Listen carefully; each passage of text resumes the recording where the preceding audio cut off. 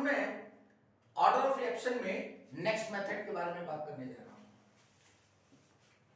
जो last video था, last video में मैंने order of reaction nth order का कैसे निकालेंगे on the behalf of unit of rate constant. अब मैं आगे इस पे बात करने जा रहा हूं। देखिए, अगर मान लेते हैं कि ये एक कोई रिएक्शन है और यहां पर हमने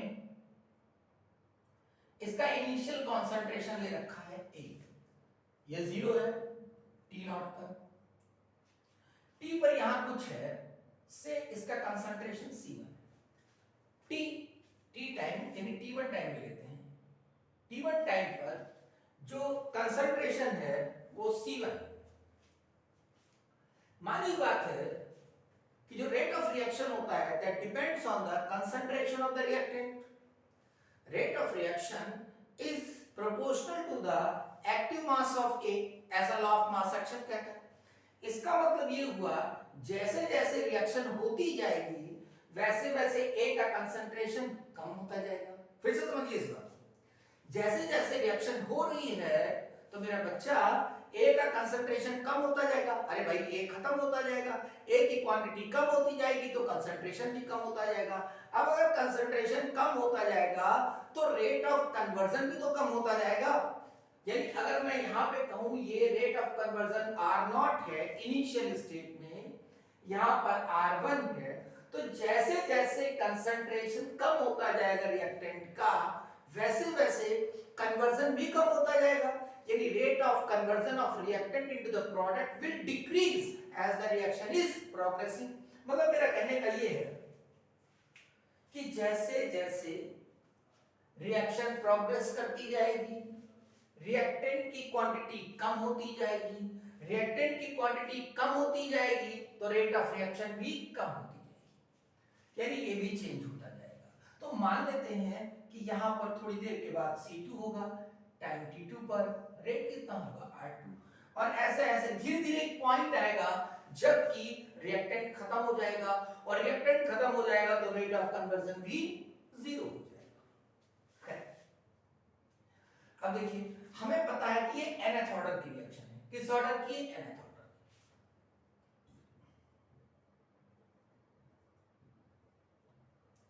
ऐसे लिख सकते हैं हम इसे। अब ये स्टैंडर्ड इक्वेशन होगी। अगर मैं कहूं R1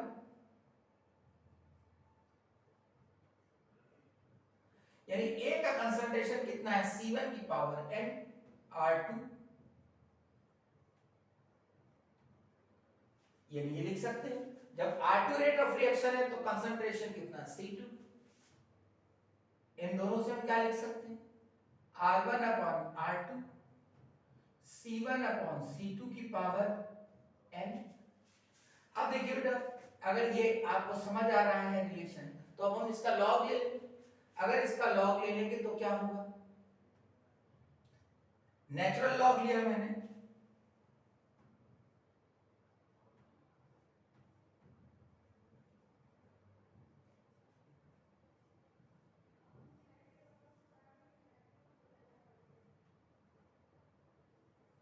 अब इस रिलेशन से देखिए क्या बन जाएगा। इस रिलेशन से हम ऑर्डर ऑफ रिएक्शन निकाल सकते हैं।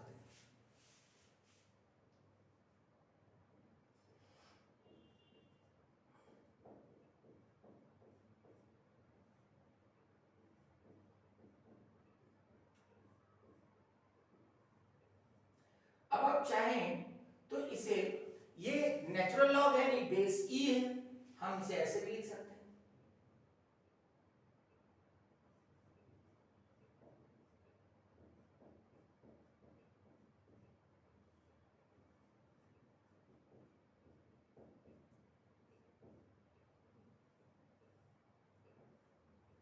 तो ये रिलेशन काम आ जाएगा।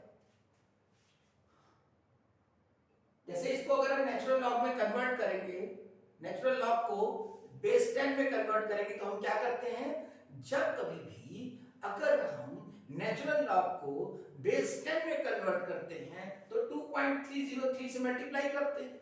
तो तो ऐसे ही यहां भी करेंगे, यहां भी करेंगे, दोनों कट जाएंगे, यानी रिलेशन में कोई अंतर नहीं आएगा। तो आप ये रिलेशन यूज कर सकते हैं। यानी पहला जो मैंने मेथड बताया, फर्स्ट मेथड किस बात पे डिपेंड था कि अगर रेट कांस्टेंट का यूनिट दे रखा है तो आप उस यूनिट को कंपेयर करके ऑर्डर ऑफ रिएक्शन फाइंड कर सकते हैं। दूसरा मैंने बताया कि अगर different different rate of reaction पर कंसंट्रेशन दे रखे हैं, डिफरेंट रेट ऑफ रिएक्शन पर, जब R1 रेट ऑफ रिएक्शन है तो कंसंट्रेशन कितना है C1, R2 rate of reaction है कंसंट्रेशन कितना है C2, तो आप इस तरीके से पता लगा सकते हैं। ठीक है, तो ये दो मेथड हो गए। अब तीसरे मेथड की तरफ चलते हैं। अब तीसरा मेथड क्या है उसको देखिए। तीसरा मेथड होगा इक्वेशन, डिफरेंशियल इक्वेशन। इसको हटा देते हैं। अब देखो जरा, इसको ध्यान से सुनने की जरूरत है।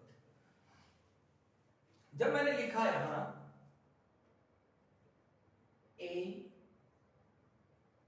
प्रोडक्ट, हमको पता है इनिशियली हमने ए मोल्स ले रखा है इसका टी नॉट पर, टी टाइम पर कुछ ये बचा ए माइनस एक्स, यानी ए इनिशियली लिया गया था ए मोल्स पर लीटर कह सकते हैं, और कुछ समय के बाद इसकी क्वांटिटी कितनी बची ए माइनस एक्स। अब देखिए, तो हम इसको लिख सकते हैं nth ऑर्डर रिएक्शन मान के लिख सकते हैं R K A minus x to the power n। अब जो r है वो क्या है?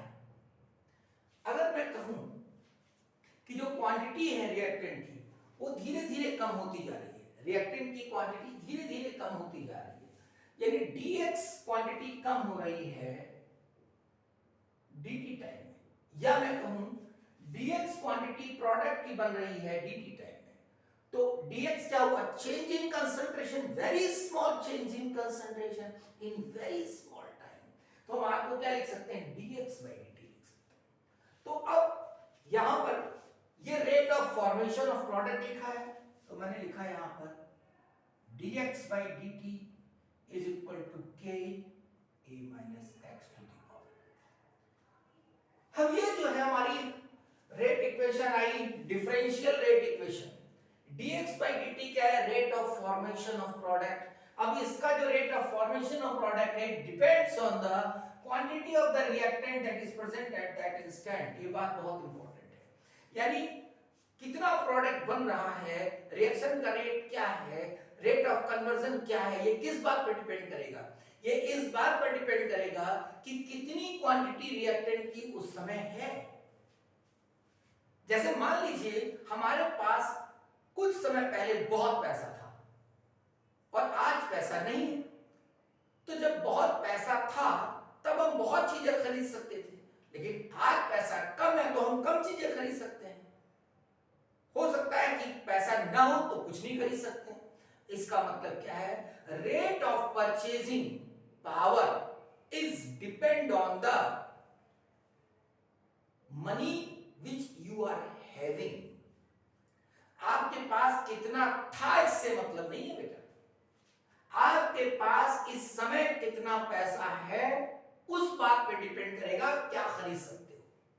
ठीक वैसे ही rate of conversion of product, यानी प्रोडक्ट कितना बन रहा है वो इस बात पर डिपेंड करेगा कि उस टाइम पर कितना है, उस टाइम पर एक की क्वांटिटी कितनी है। बहुत अच्छा होगा कि इसको ऐसे लिखा जाए आर के।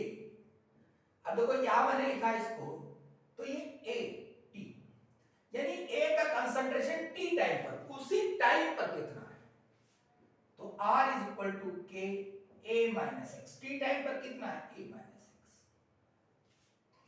तो ये हुआ dx by dt। मेरा ख्याल आपको समझ में आया होगा, के a minus x to the power n। ये रेट इक्वेशन। अब हमें इसे डिफरेंशिएट करना पड़ेगा समय के साथ, जैसे जैसे टाइम बढ़ता जा रहा है वैसे वैसे जो रिएक्टेंट है वो कम होता जा रहा है, उसकी क्वांटिटी कम होती जा रही है। क्वांटिटी कम होती जा रही है, रेट ऑफ रिएक्शन भी कम होती जा रही है। अब इसी से हम इसको पूरा निकालेंगे। वेरिएबल सेपरेट कर लेते हैं। देखिए dx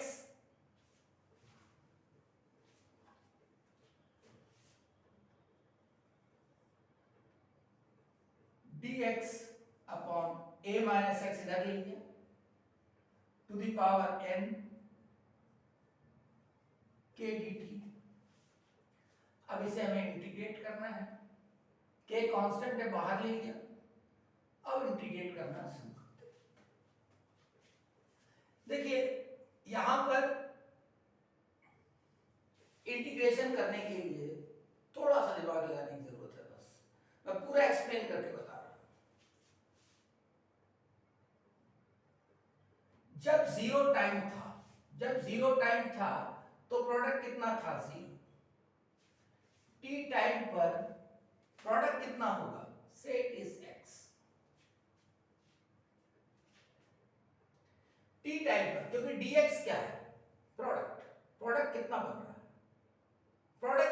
है, जीरो टाइम पर जीरो था प्रोडक्ट, टी टाइम पर।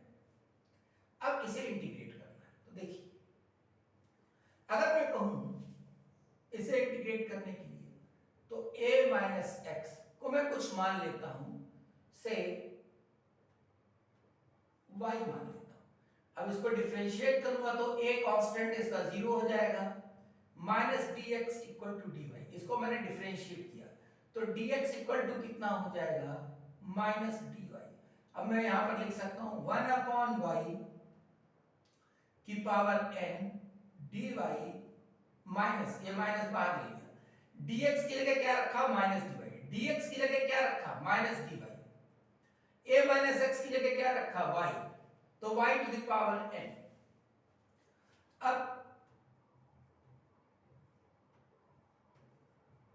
dt, अब यहां पर x किया था मैंने तो यहां जीरो लिखा हुआ है, तो x जीरो है इनिशियली, तो यहां पर y की वैल्यू कितनी हो जाएगी, a। बात देखिए मैं लिमिट चेंज कर रहा हूं यहां पे, मैं यहां पर लिमिट चेंज कर रहा हूं, थोड़ा सा मैथमेटिक्स है, ध्यान देने की जरूरत है। यहां पर मैंने लिखा a माइनस एक्स वाई, जब यहां a माइनस एक्स था तो यहां जीरो था, जीरो क्या था, x, यानी प्रोडक्ट जीरो था, तो मैंने यहां जीरो रखा, तो y इक्वल टू कितना हो गया, a।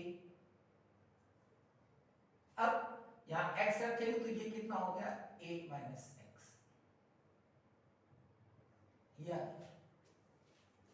यानी यहां x की जगह a माइनस एक्स आ गया। अब इसको हम इंटीग्रेट कर सकते हैं, देखिए माइनस माइनस को हटा सकते हैं, यहां माइनस हटा दीजिए, लिमिट को चेंज कर दीजिए, ऊपर a कर दीजिए। अगर हम नेगेटिव के साथ नेगेटिव हटाना चाहते हैं तो लिमिट चेंज हो जाएगी, a ऊपर आ गई, a माइनस y की power minus n dy is equal to k 0 to t dt। यहां तक पहुंच गया। अब देखिए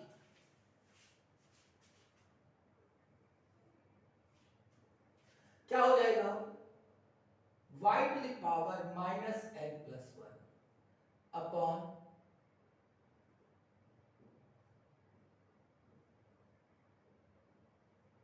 ये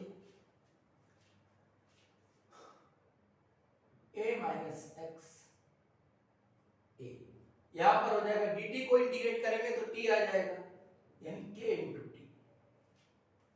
अब यहां पर देखिए a की power minus n plus one, यहां पर हम बाहर ले लेते हैं 1 माइनस n, इसको बाहर ले लिया, minus a minus x to the power minus n plus, इसको जरा ठीक कर लिया जाए तो लिखूंगा मैं k t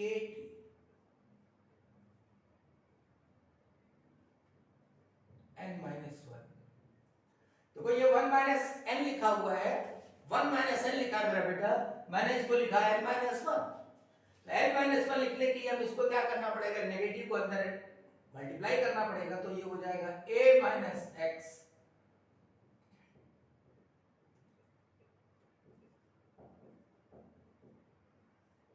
ऐसा हो। अब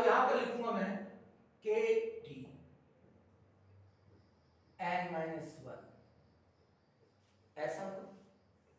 अब देखिए इसको क्या लिख सकते हैं हम, इसको लिख सकते हैं जब ये नीचे जाएगा तो a माइनस एक्स की पावर 1 माइनस n।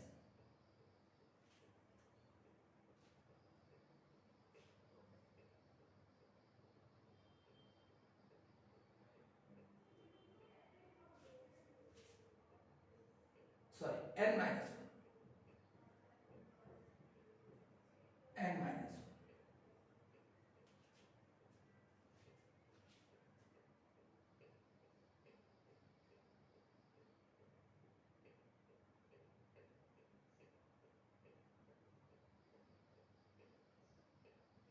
ठीक,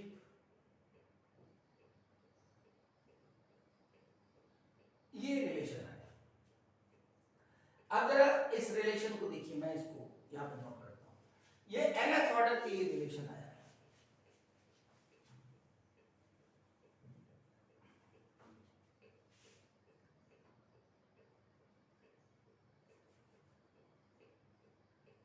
kt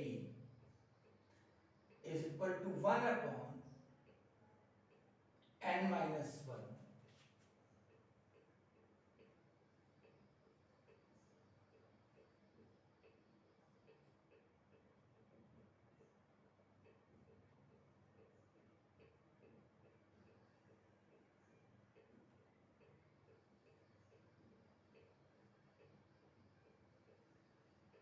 nth ऑर्डर के लिए ये इक्वेशन है। जरा इसको ध्यान से देख लीजिए।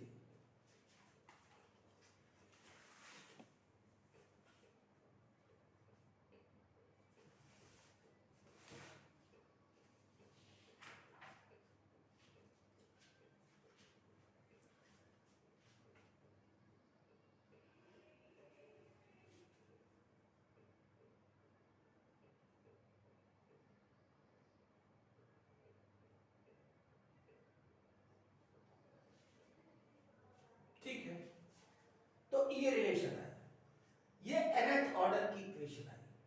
अब इसको मैं ग्राफ में कन्वर्ट करता हूं। देखिए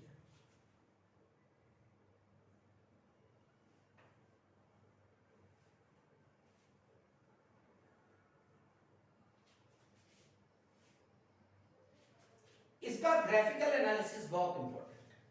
ये तो इसकी हुई रेट इक्वेशन, ये इसकी रेट इक्वेशन है। अब मैं इसका ग्राफ बनाता हूं।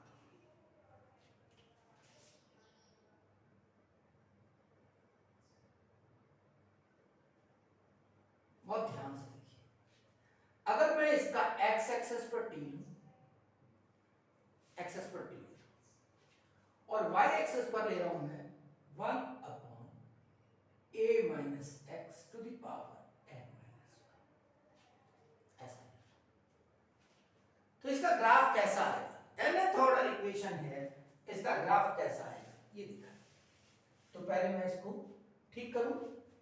देखिए इसको मैं लिख सकता हूं n-1 से मल्टीप्लाई कर लिया जाए तो n-1 k t 1 upon a minus x to the power -1, ऐसा होगा 1 upon a minus x to the power n-1 n-1 k t plus 1 upon a to the power n-1। ये y हो गया mx प्लस। अगर मैं t को 0 कर दूं तो ये कितना आ जाएगा? यहां पे कहीं आ जाएगा।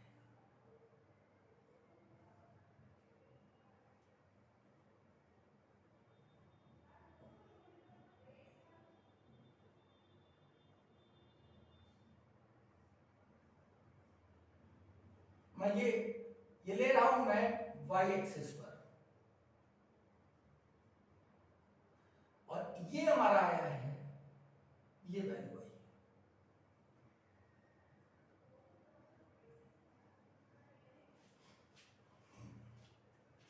और अगर हम इसे 0 कर दें तो t की वैल्यू क्या आएगी? माइनस में। t की वैल्यू माइनस में आने का मतलब है कि कहीं यहां पर आएगी।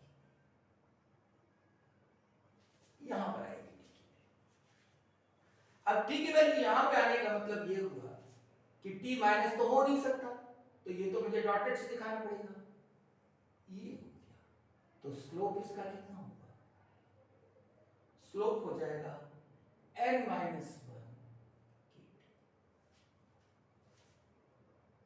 n minus one. अब ये जो है इसकी ग्राफिकल एनालिसिस, तो इसमें आप दो चीजें देख रहे हैं। nth ऑर्डर की आपने रेट इक्वेशन देखी जो ये है, nth ऑर्डर की रेट इक्वेशन यानी इक्वेशन ऑफ काइनेटिक्स, और दूसरा आपने क्या देखा कि इसकी ग्राफिकल एनालिसिस कैसी है। अब अगर आप चाहें तो इस पर क्वेश्चन भी बना सकते हैं। देखिए क्वेश्चन में दे रहा हूं, ये ऐसा है क्वेश्चन,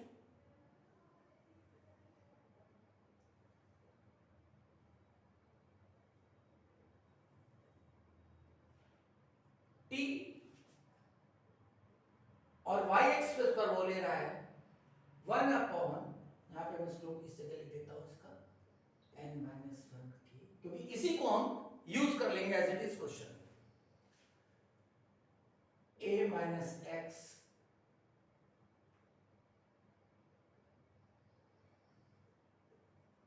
ये दे रखा है y एक्सिस पे 1 अपॉन a माइनस एक्स, यानी 1 अपॉन a माइनस एक्स और t के बीच में ग्राफ खींचा जा रहा है, और ग्राफ ऐसा आ रहा है।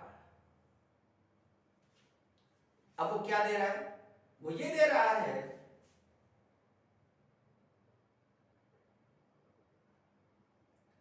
इस जगह लिखा उसने 0.01,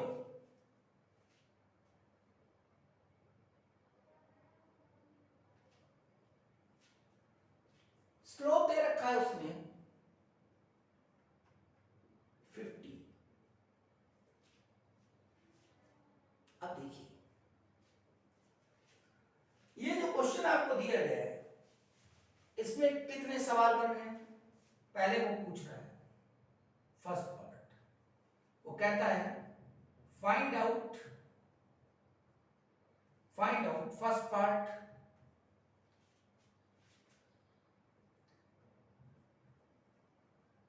वैल्यू ऑफ ए, दूसरा ऑर्डर ऑफ रिएक्शन, तीसरा